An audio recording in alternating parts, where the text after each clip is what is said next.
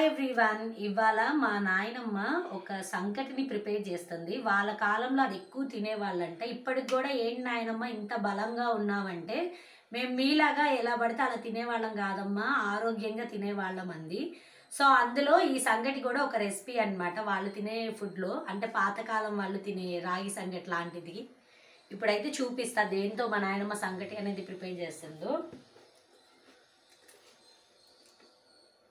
ఇదైతే రాగి పిండి, అంటే రాగుల్ని నానబెట్టేసి ఎండబెట్టి బాగా గ్రైండ్ చేయించారు. అండ్ ఇది వచ్చేసి సజ్జ పిండి, సజ్జల్ని కూడా అంతే బాగా కడిగేసి ఇంకా ఎండబెట్టేసి ఇలా గ్రైండ్ చేయించారు మెత్తగా పొడిలాగా.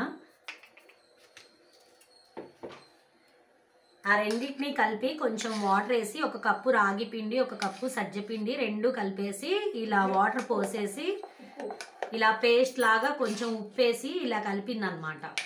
ఇలా కలిపి పక్కన పెట్టుకుంది. ఏమో మెత్తగా ఇలా వండుకుందనమాట. ఇంకొక దాంట్లోనేమో ఇలా వాటర్ పెట్టేసుకుంది. గిన్నె బాగా వాటర్ బాయిల్ అయిన తర్వాత, ఆ వాటర్ బాగా వేడెక్కిన తర్వాత ఇంకా వండుకున్న మెత్తటి అన్నాన్ని కూడా అందులో కలిపేసి, రాగి పిండి సజ్జ పిండి ఇంకా కొంచెం వాటర్ కొంచెం ఉప్పేసి ఇలా ఆల్రెడీ కలిపి పెట్టుకుంది కదా, ఇదంతా ఒకసారి కలిపే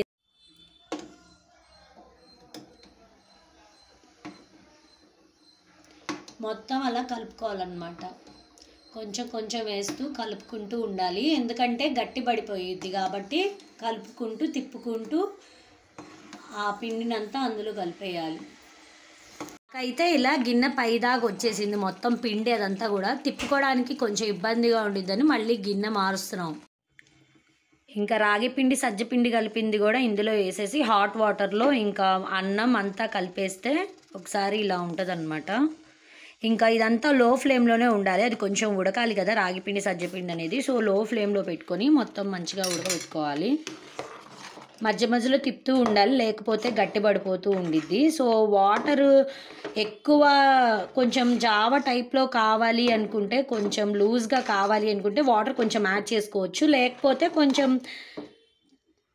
అన్నం ముద్దలాగా కావాలంటే ఇలా గట్టిగానే ఉంచుకోవాలన్నమాట. సో మొత్తం కొంచెం ఉడికేదాకా వెయిట్ చేయాలి.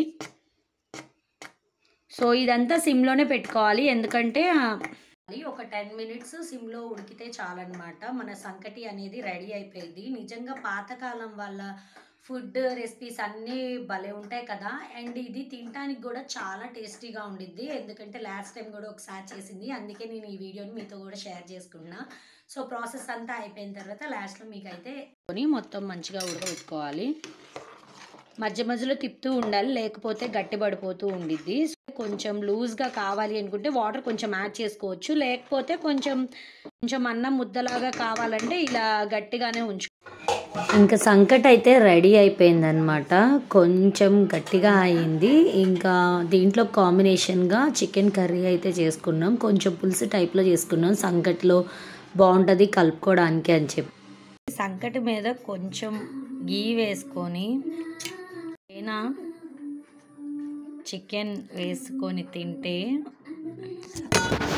నిజంగా సంకటి అని చికెన్ కర్రీ అదిరిపోయింది. రెండు కాంబినేషన్ కూడా. ఒకసారి మీరు కూడా రాగి పిండి ఇంకా సజ్జ పిండితో సంకటి ట్రై చేయండి, నిజంగా చాలా టేస్టీగా ఉంది. Bye bye.